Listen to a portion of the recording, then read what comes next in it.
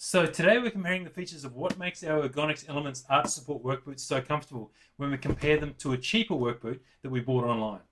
Okay, so there's a few things we look for in the podiatry clinic when we're assessing a good boot, and we've done all this before, but we'll use a comparison of this boot versus the cheaper one so you can really see what the difference is. So the first thing we look for when someone comes in with foot pain in the podiatry clinic is where does your foot bend, where does the boot bend when we bend it end on end? So if we look at this boot here, it bends only through where your big toe bends, and that's what we want because we don't want to strain all the structures of the midfoot if we allow our arch to collapse. So if our arch collapses, like this example, so this is the left foot and this is the inside of the foot. If it collapses like this, then we can see that it grinds on the joints and strains, the ligaments all become stretched, and that's, over time that overworks your foot. So we only want our boot to bend where our foot naturally bends and allow us to walk in a heel toe motion. So if we have a look at the cheaper work boot, we bend it end on end, it will bend right through the middle of the foot, or basically anywhere you can bend it. So this boot will strain your foot, particularly through the midfoot, like the plantar fascia, the long plantar ligament, the joints and ligaments of the foot. So if you're getting foot pain, this is the first thing you do. Get your boots, bend end on end. If they bend anywhere other than through your big toe, it might be one of the reasons why you're getting foot pain. So the second thing we look for is we get the boot, and it's easy to see if we look at it from the front here, and we go end on end and give it a nice twist, and you can see this one's really quite firm. So you can imagine if we're walking across rubble on a building site and our boot's rocking and rolling to the inside, the boot can do some of the splinting of the foot, not all the muscles and joints in the foot. So then if we take our cheaper boot here and we have a look at this one and we get it and give it a twist end on end, you can see it's really flexible. We can actually just roll this up into a ball, and that means that the boot, as we're walking across the job site, is going to be twisting and not supporting the foot. So you'll actually strain the muscles and ligaments and joints of your feet more across the workday. Now, of course, people will say, well, isn't that good for your foot? Doesn't it strengthen it? And in very small doses, like if we go to the gym to overwork our muscles, they'll grow and adapt. But if we're doing 10-hour days on our feet and our feet are rocking and rolling, it will actually wear them out over time. So it's not a good feature to have in your work boot where you spend 8 to 10 to 12 hours in some cases on your feet. The other thing we look for is in a work boot is we know that when our feet roll in too far, it can aggravate the ligaments down the inside of the foot, and it can strain most things in the foot. So the other thing we look for is this heel counter. So that's the section around the back here. We want it to be nice and high and firm. So if we try and collapse this, you can see that this one's actually got a thermoplastic heel counter inside between the leather and the liner. There's a firm plastic liner, so it'll actually grip your heel and help to hold it straight so it won't rock in or rock out, and it just makes your foot a lot more stable. So that's the good boot. And then if we have a look at the cheaper boot, you can see it here. It looks similar. However, if we get it and collapse it, you can see it just really, really easily collapses. And you can see it just basically there's nothing inside there.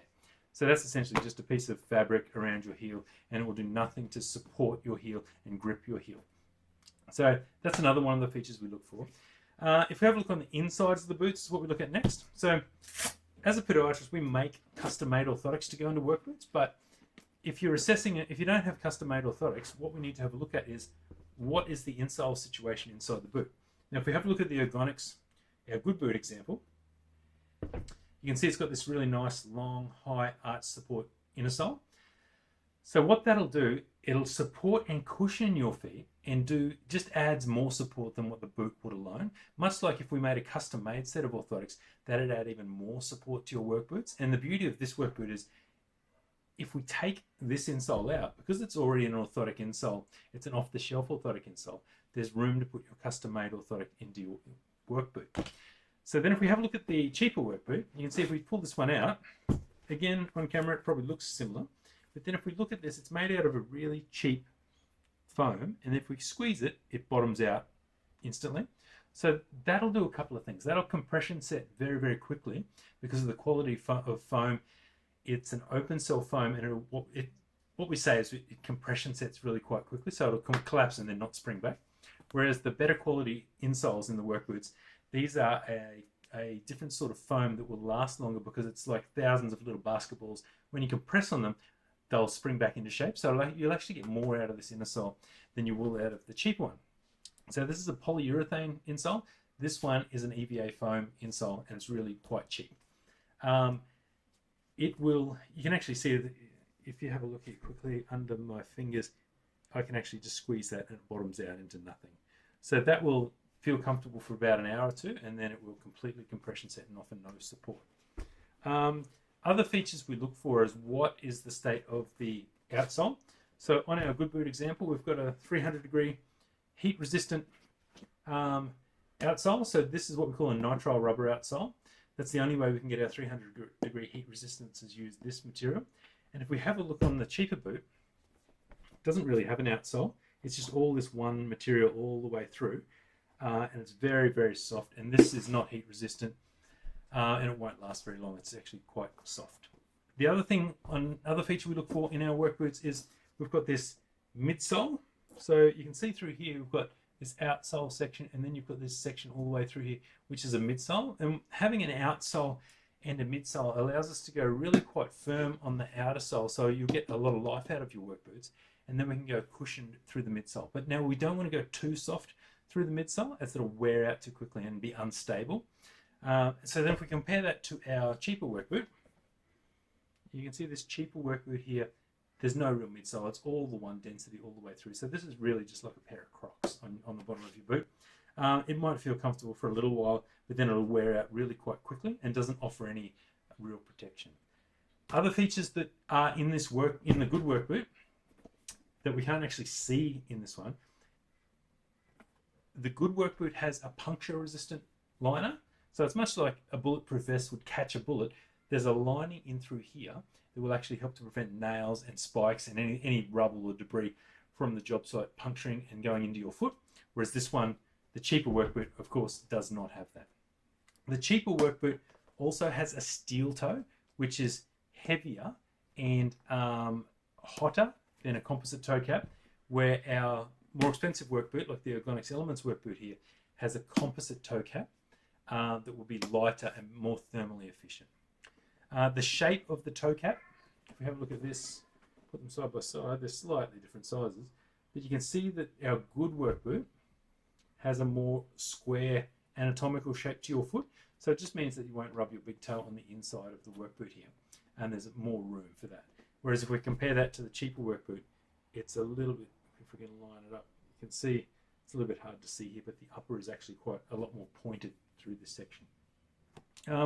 There's a lot more space under the, if we look at them from the side on, if we have a look at the depth of this here, it allows for a lot more depth through your toe section and a lot more width through the forefoot section in the more expensive boot.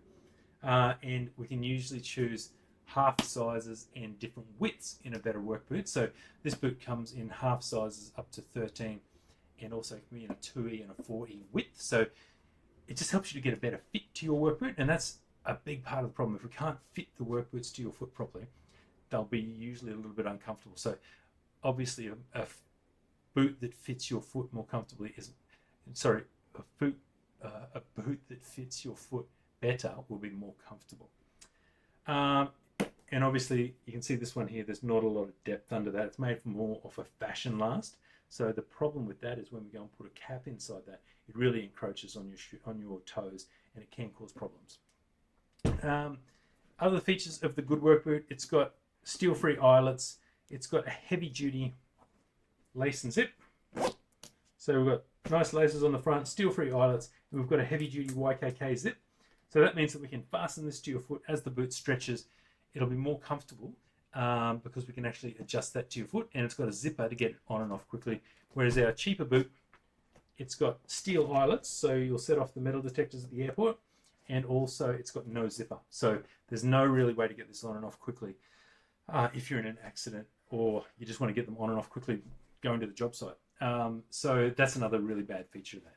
The other thing you can't really quite see on this cheaper boot is all of these materials are just really quite thin and flimsy. The leathers are really, really thin. It's a mock leather, not real leather.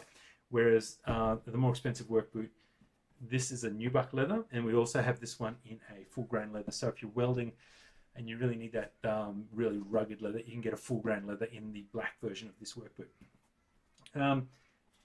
You can just feel really the quality in all of the materials. Everything on the Good Work boot seems to be thicker and stiffer, whereas if we look at the cheaper work boot, we can really just sort of, everything's really very flexible in the upper. And it actually feels like this entire upper is just been sewn on a sewing machine without really much lining or padding.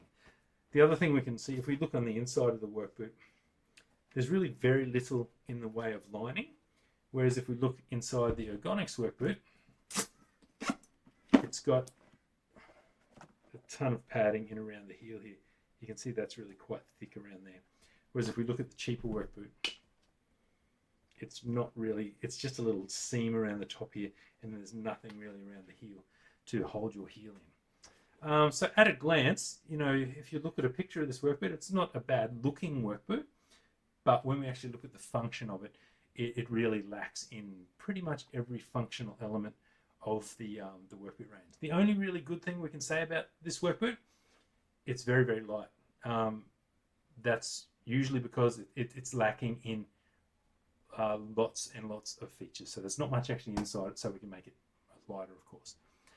So that's my first take on this work boot. We're going to do a lot more. We're going to cut this in half and see what the what's actually inside and what it functions like. We'll do some gait analysis in walking on the treadmill, and we'll keep posting about this work boot versus a quality work boot, and what are the different features, and what's the different support aspects. So if you need any information, please comment below, and we'll be able to answer any questions about that boot, and we'll keep you informed about what makes a good work boot.